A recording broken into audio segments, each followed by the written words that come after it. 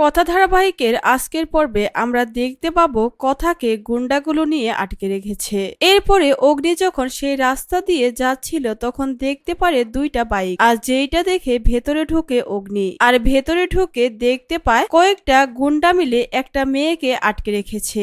এরপর সেই গুন্ডাগুলো যখন অগ্নিকে সেখানে দেখতে পায় তখন গুন্ডাগুলো বলছিল শেফ এভি এখানে কি করছে। তখন অগ্নি বলে আজকে আমি তোদেরকে শিক্ষা দিতে এখানে এসেছি। বাইরে যখন দুইটা বাইক দেখতে পেয়েছি তখন আমার মনে হয়েছে ভেতরে কোনো একটা গন্ডগোল হচ্ছে। এরপরে অগ্নি গুন্ডাদেরকে মেরে বুলিকে উদ্ধার করে, যেটা দেখে বুলি অনেক বেশি খুশি হয়ে যায়। অগ্নি বুলিকে নিয়ে বাইরে আসে। বাইরে এসে অগ্নি বুলিকে বলতে থাকে এত রাত্রে তুমি কিভাবে বাড়ি ফিরবে, তুমি বরঞ্চ আমার সাথে চলো, আমি তোমাকে বাড়ি ছেড়ে দিচ্ছি। তারপরে বুলি গাড়ির ভেতরে দেখে অনেকগুলো বোতল, সেইটা দেখে বুলি বলতে থাকে আমি তাহলে কোথায় বসবো। অগ্নি বলে যেখানে ফাঁকা আছে তুমি সেখানেই বসো।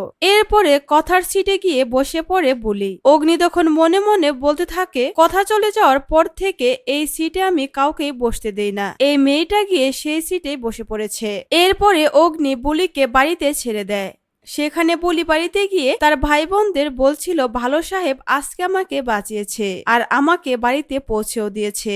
অন্যদিকে প্রত্যয় আর ইঙ্গিত বুলিকে থানায় ডেকে পাঠায়। সেখানে তারা দুজন নতুন করে প্ল্যান করতে থাকে যে বুলিকে কথা সাজিয়ে অগ্নির সামনে নিয়ে যাবে, তাহলেই অগ্নি অনেক বড় একটা শক খাবে। তো ভিউয়ার্স, এই ছিল কথা ধারাবাহিকের আজকের পর্বের আপডেট। কথা ধারাবাহিকটি আপনাদের কাছে কেমন লাগে অবশ্যই কমেন্ট করে জানাবেন।